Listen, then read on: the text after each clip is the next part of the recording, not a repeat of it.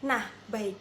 Di materi yang akan kita bahas, kita akan mempelajari tentang etika komunikasi massa. Nah, di sini teman-teman pasti udah tahu dong apa itu etika. Nah, di sini akan saya bacakan nih menurut para ahli pengertian dari etika komunikasi massa sendiri. Nah, menurut Sobur, Ardianto dan kawan-kawan, etika pers atau etika komunikasi massa adalah filsafat moral yang berkenaan dengan kewajiban-kewajiban pers tentang penilaian pers yang baik dan pers yang buruk. Dengan kata lain, etika pers adalah ilmu atau studi tentang peraturan-peraturan yang mengatur tingkah laku pers atau apa yang seharusnya dilakukan oleh orang-orang terlibat dalam kegiatan pers. Nah, jadi dijelaskan di sini adalah pers yang bersifat baik dan juga pers yang bersifat buruk. Nah, jadi di etika komunikasi massa ini kita akan sama-sama belajar tentang apa itu negatif dan juga positif dalam etika kita berkomunikasi massa seperti itu.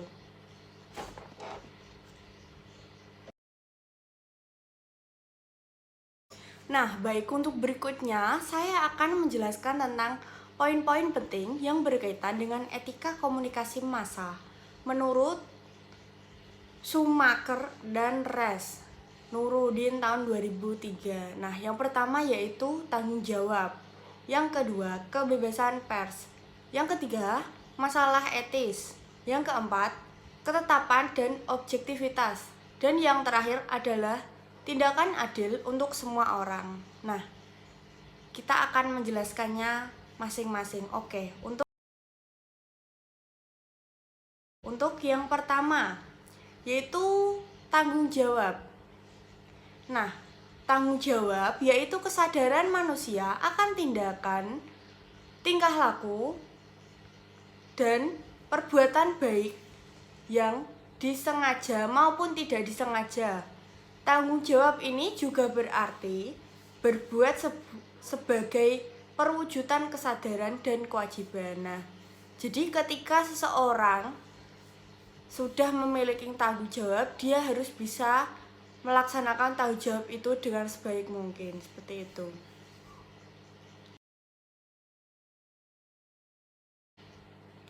Nah, yang berikutnya adalah kebebasan pers. Nah, kebebasan pers adalah hak yang diberikan oleh konstitusi atau perlindungan hukum yang berkaitan dengan media dan bahan-bahan yang dipublikasikan seperti penyebar luaskan, pencetakan dan penerbitan surat kabar, majalah, buku, atau materi lainnya tanpa adanya campur tangan atau perlakuan sensor dari pemerintah. Nah, jadi di setiap etika bisa etika komunikasi, bisa etika yang lainnya, itu pasti sudah memiliki hak hukum masing-masing. Nah, jadi untuk kita itu memiliki kebebasan untuk mengeluarkan argumen kita karena sudah diatur dalam undang-undang. Nah, pentingnya kebebasan pers di Indonesia ditegakkan pada Undang-Undang Nomor 40 Tahun 1999 tentang Pasal 4 Ayat 1 hingga Ayat 4 sebagai berikut. Nah, di sini saya akan bacakan. Yang pertama adalah kemerdekaan pers dijamin sebagai hak asasi warga negara. Yang berikutnya adalah pers nasional tidak dikenakan penyensoran, pemberedelan, atau pelanggaran penyiaran. Yang ketiga adalah menjamin kemerdekaan pers. Pers nasional memiliki hak mencari, memperoleh, dan menyebarluaskan gagasan dan informasi. Dan yang terakhir adalah dalam mempertanggungjawabkan pemberitaan di depan hukum, wartawan mempunyai hak tolak. Bahkan dalam Undang-Undang Dasar tahun 1945 disebutkan antara lain pada pasal 28F bahwa setiap orang berhak untuk berkomunikasi dan memperoleh informasi untuk mengembangkan pribadi dan lingkungan sosialnya, serta berhak untuk mencari, memperoleh, memiliki, menyimpan, mengelola, dan menyampaikan informasi dengan menggunakan segala jenis saluran yang tersedia. Nah, itu tadi adalah undang-undang yang mengatur tentang pers. Nah, yang berikutnya adalah masalah etis. Nah, seorang jurnalis harusnya mengabdi kepada kepentingan umum. Berikut terdapat beberapa ukuran normatif yang dijadikan pegangan oleh pers. Yang pertama, seorang jurnalis sebisa mungkin harus menolak hadiah alias amplop, yaitu menghindari wartawan diboikot atau disogok. Yang kedua yaitu seorang jurnalis perlu menghindari keterlibatan dirinya dalam politik atau melayani organisasi masyarakat tertentu demi menghindari konflik of interest. Nah, yang terakhir yaitu tidak menyiarkan sumber individu jika tidak mempunyai nilai berita atau news value ya. Nah, yang berikutnya adalah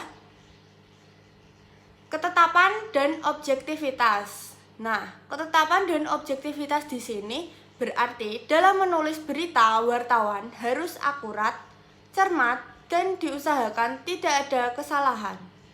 Nah, objektif yang dimaksud adalah pemberitaan yang didasarkan fakta-fakta di lapangan, bukan opini wartawan yang berkaitan. Nah, jadi di sini wartawan itu menjelaskan tentang apa yang sudah dia lihat dan juga dia dengar. Nah, jadi itu dia menjelaskan secara objektif, bukan opini menurut dia sendiri, seperti itu.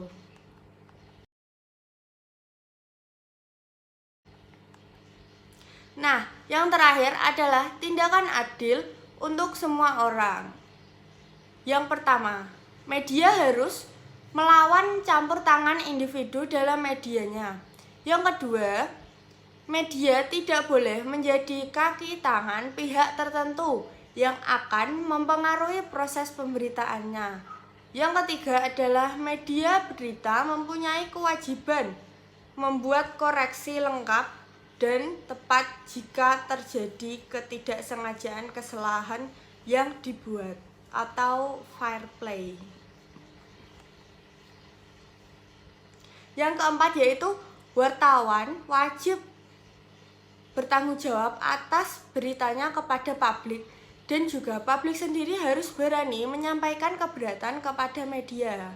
Yang kelima yaitu media tidak perlu melakukan tuduhan yang bertubi-tubi pada seseorang atas suatu kesalahan tanpa member kesalahan tertuduh untuk dilakukan pembelaan dan tanggapan.